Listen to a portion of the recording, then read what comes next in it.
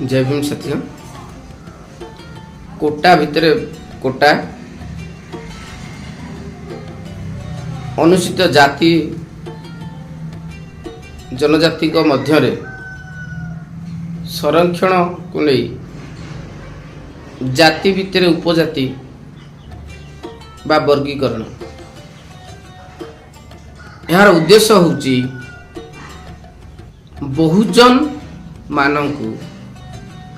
विभाजन करा जिबा बहुजन समाज मौलिक अधिकार को लुंठन करिबा चक्रांत करी ताकु किभଳି भाबरे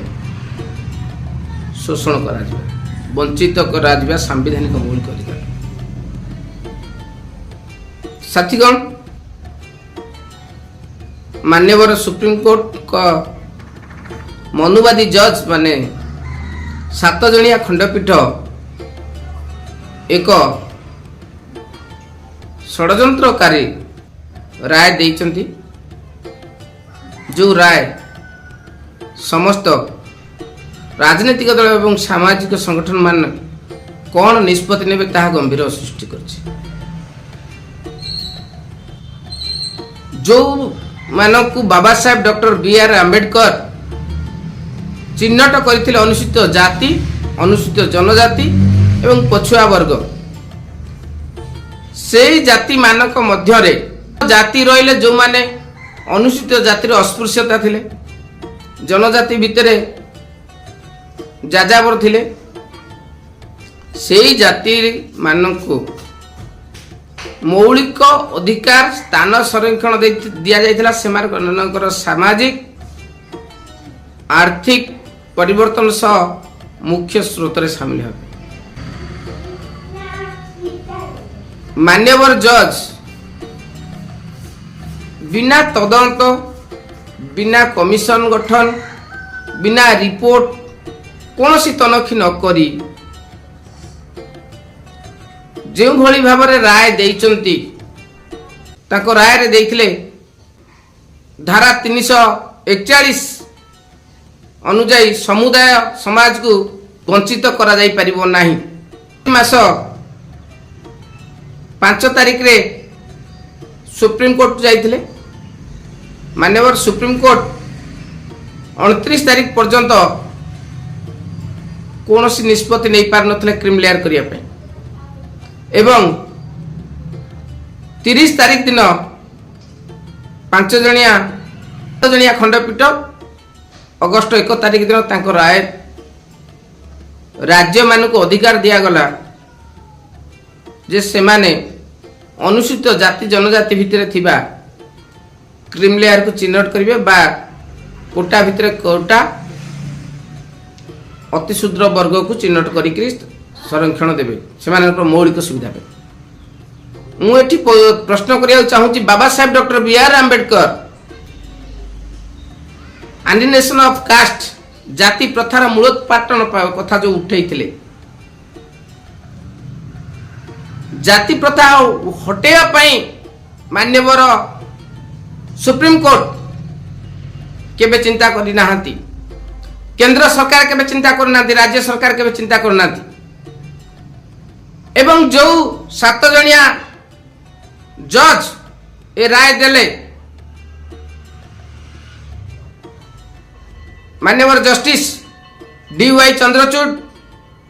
मान्यवर जस्टिस बी.आर. गवाई मान्यवर जस्टिस मनोज शर्मा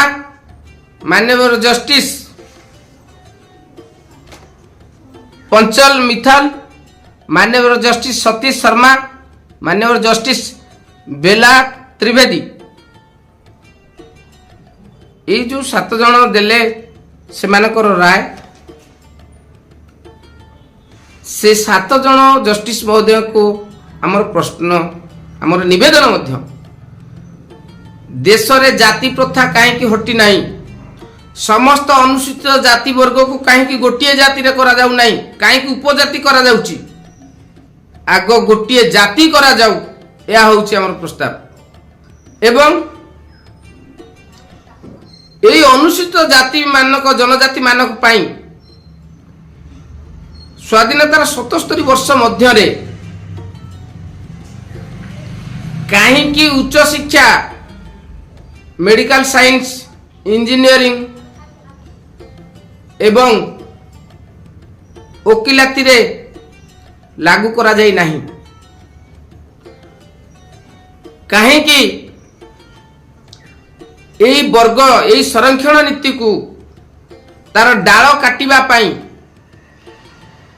राज्य सरकार केंद्र सरकार माने राष्ट्रायत्त कौन सी घरोई संस्था रे रिजर्वेशन लागू करिवे नहीं बोली सुप्रीम कोर्ट रे ऑर्डर करथिले एवं राज्य सरकार आईन करछथि। एही आईन को दुर्बल करिया पाई घरोई शिल्प अनुष्ठान रे घरोई संस्था रे ठिका एजेंसी रे आज पर्यंत स्थान संरक्षण करा जाई नहीं। मान्यवर सुप्रीम कोर्ट एक कथा बुझी नांती जे देश रे एससी एसटी आईन एससी एसटी एक्ट हो बा रिजर्वेशन हो बा ओडिशा रे ओआरबी एक्ट हो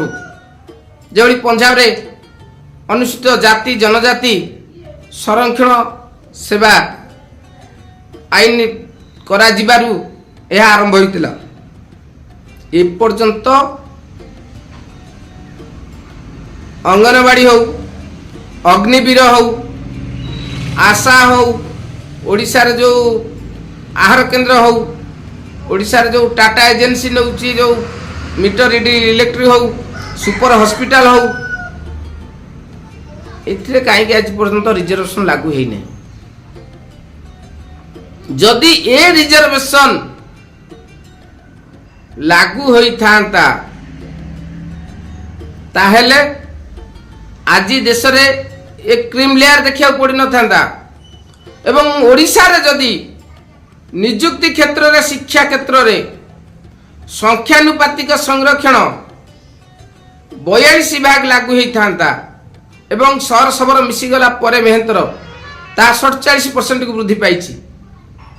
ताहले आज से वर्गर कौन सी लोक आर्थिक दुरावस्था भितर न थांते। संरक्षण जाति आधार रही आर्थिक आधार नुहे तेणु सामाजिक क्षेत्र में जो मान को कुष्ठारटना करा से मान को मुख्य स्रोत को आने से आर्थिक विकास करने सामाजिक धार्मिक संस्कृति विकास करने संरक्षण किंतु माननीय सुप्रीम कोर्ट को राय बहुजन को विभाजन करने यह हूँ एक सुपरिकल्पित षड्यंत्र जेभली भाव में डाल को हाणी देइचंती घरोईकरण रिजर्वेशन नहीं उच्च शिक्षा रिजर्वेशन नहीं ये जो नियुक्ति रिजर्वेशन नहीं अग्निवीर रिजर्वेशन नहीं डाल आस्ते आस्ते हाणी आसिले मूलटा तो डायरेक्ट उपाड़ी पारना तेणु मूल को विभेदीकरण तार चेर को आस्ते आस्ते खंडित करा जिबा अर्थात